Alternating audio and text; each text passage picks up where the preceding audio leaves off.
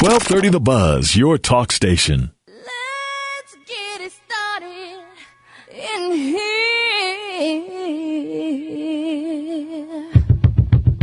And the bass keeps running, running, and running, running, and running, running, and running, running, and running, running, and running, running. Friends, fellow Cincinnatians, listeners around the world, welcome to Talk of the Town with PG Sittenfeld. I'm your host, PG Sittenfeld, and this is the Talk of the Town because, man, there is a lot to talk about. Today, I am your Cincinnati City Councilman, but for the next hour, I'm just here to be part of the conversation, and it will be a great show for you today, as it always is. You already guessed this. You already knew this. I am joined by my co-pilot, the Tamaya Denard. What's going on, Tamaya? Not much, PG. How are you? I am very good. And Tamaya, did you happen to be a fan of the show that used to be on back in the day called Sittenfeld? You know, sort of part of probably the most must-see of all must-see TV back in the day? Absolutely. All right. Well, I don't want to get you too excited too early in the show, but we'll be talking a little bit later in the show with Jason Alexander, who some of our listeners might know better as the man who played George Costanza, one of the great television characters of all time. So we'll be talking with him around 10:30 to start the second half of the show. We're going to talk a little bit of presidential politics, life after Seinfeld with Jason Alexander. Should be a great conversation as we get going here. Always want to thank and give a shout out to our sponsor, Celebrities, at 7617 Reading Road in Roselawn. Always go there for a good time. I'm going to be there next Friday. I hope to see some of my listeners out there. Should be a good time. And what I want to actually talk about for the first half of the show, Tamaya, is what is the media's role and impact on our politics, particularly this presidential election.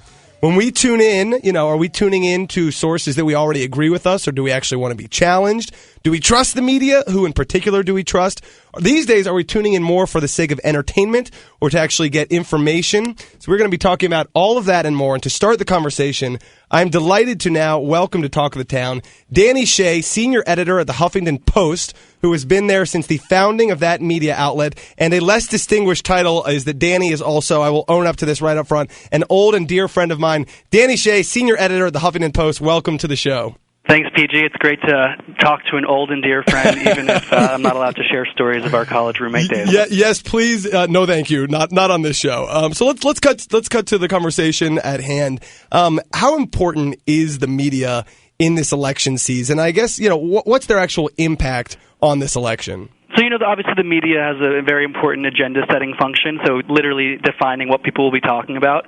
But when it comes to affecting the outcome, any number of things. So the Mother Jones video that leaked of Mitt Romney saying the 47% comments at the fundraiser, that fundamentally reshapes people's opinions of him, and that's one of those things where that was an accident. So it wasn't like it was a scripted talking point, and that comes out of just reporting and David Corn and whoever else being on the case.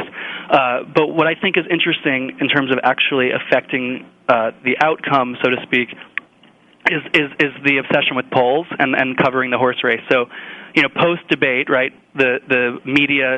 I mean, it was pretty clear that Romney, had a significant victory over Obama, but the media didn't necessarily focus as much on just the degree to which Romney lied to achieve that victory. And so the story was Romney trounces dead Obama, right? And so now the polls have all shifted pretty dramatically.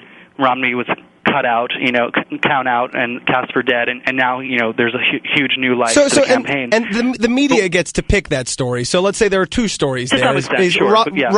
Romney wins debate, story one. Romney lies, story two, and the media went with story one. So I guess, and I realize I'm probably asking a biased source here, but to the question, does the media matter? Do they impact the outcome? The answer is a definitive yes. Definitive yes, but then what's interesting is, so now what I think is fascinating is the idea that now Romney's not counted out any longer will literally fuel a bigger rise in the polls. That, you know what I mean? That can fuel fundraising for him. If voters think he doesn't have a chance, then he won't. But if the media tells him that he does, he might have a greater chance than he would otherwise. Well, so let me ask you this. You're sort of getting this. I mean, does the media, and I realize we're sort of talking about the media as some monolithic entity, and of course it's very fragmented. We'll talk about that too. But does the media do a good job covering politics, by which I guess I mean, do they focus on what really matters? I think historically the answer is no, right? The media coverage of campaigns and elections has always focused around the horse race and poll numbers, and who even knows what poll numbers you can trust.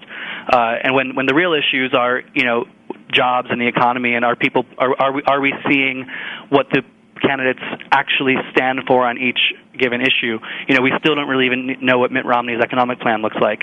So is the media really showing what the candidates feel on the important issues? No. But is the media doing a good job of giving access to whatever the campaigns want to show their candidates? Yeah, of course. It's we can talk about the democratization of media, but it's one of the primary tools of which you can get to know who you're voting for. So tell me if this rings true. I heard Paul Begalia, who was the wordsmith for Bill Clinton, as sort of a genius in his own right, recently quote Roger Ailes, who he describes as the evil genius who heads Fox News, and he was quoting Roger Ailes saying the media only cares about four things in politics in general and especially in a presidential race. And I'm not sure I'm going to be able to come up. I might have a Rick Perry moment where I can only come up with three of them, but they were gaffes, scandals, fundraising, and polls, I believe, were the four. Does that ring true or not ring so true? Gaffes, scandals, fundraising, and polls. Yeah, and I think probably fundraising is at the bottom of that list, and that's as a stand-in of. And I guess a scandal will always rise to the top. A gaffe too. Basically, so we work on the web, and so I'm going to speak about traffic, but the same goes for your viewership on TV or your readership in print. Nothing sells like a scandal, right? And so, and a gaffe is basically just a specialized form of scandal. The gaffe is, can you believe he said that? And maybe we'll get them tonight with maybe Joe Biden. So tell me this. So you talked about, you are obviously in the online realm. The Huffington Post did not exist two presidential election cycles ago. It was basically created to offer a sort of strong progressive viewpoint, maybe of a rebuttal to things like the Drudge Report, things like that. Now has millions of readers. What's the Huffington Post mission, and what's its sort of, desired impact on presidential elections? So what I would say first is that, although we're seen as a progressive outlet, we definitely consider ourselves beyond left and right. And so we don't necessarily take a stance. We sort of think that we just want to present the issues fairly. What people don't remember is, so Mitt Romney had his 47%, but the famous 2008 clip coming out of Obama's sort of leaked video was him saying that Americans cling to God, gun, and religions, and they're bitter. We did that, so we're happy to criticize the left as much as the right. But our goal is to shine a light on the issues that we think are important and to put human faces on them, and to just sort of, with our sort of splashy headlines and image choices and the ability to stay on a story, just to keep hammering home at the issues that we think are really at the core of this election. And for us, jobs and the economy, and who, particularly with the focus on the middle class, are the issues that we really think resonate and are the ones that should be at the forefront of coverage. And so we're going to continue to cover them as much as we can, and especially seeing how the candidates, if we happen to be very, very, very pro middle class and job creation, and against the sort of the tax cuts for the rich mentality. Sure. And that's not to say we support Obama or don't support Romney, but for the issues that we think matter, we definitely are going to call out Mitt Romney or Barack Obama, whether they're when we think they're doing well or doing poorly. Sure. The woman that keeps me honest in my own political life as well as in studio, Tamaya Denard, the pretty face of Talk of the Town. I'm going to kick it over to her. Great. That's the best thing that PG said all day. Danny, I'm looking forward to getting some juicy stories about PG and his college life at another time. Let's stick to politics. I do have a question for you. Sure. I want to know what's your take on fragmented news? I mean, is it a good or a bad thing that the media has become so fragmented? Liberals flock to MSNBC and conservatives more to Fox News. How do you feel about that? And then people kind of consume it in their own silos. It's an echo chamber thing, yeah. Yeah, well, I think it's troubling because I think that it is. You definitely want people to be exposed to viewpoints that differ from their own, and so to some extent, you're basic. If let's say, I don't even know the percentage of undecided voters, but if they're the ones that matter, the question is where are they flocking to, and where are they? And do they have enough information to know that they should be taking every information from both sides, every piece of information, with a grain of salt?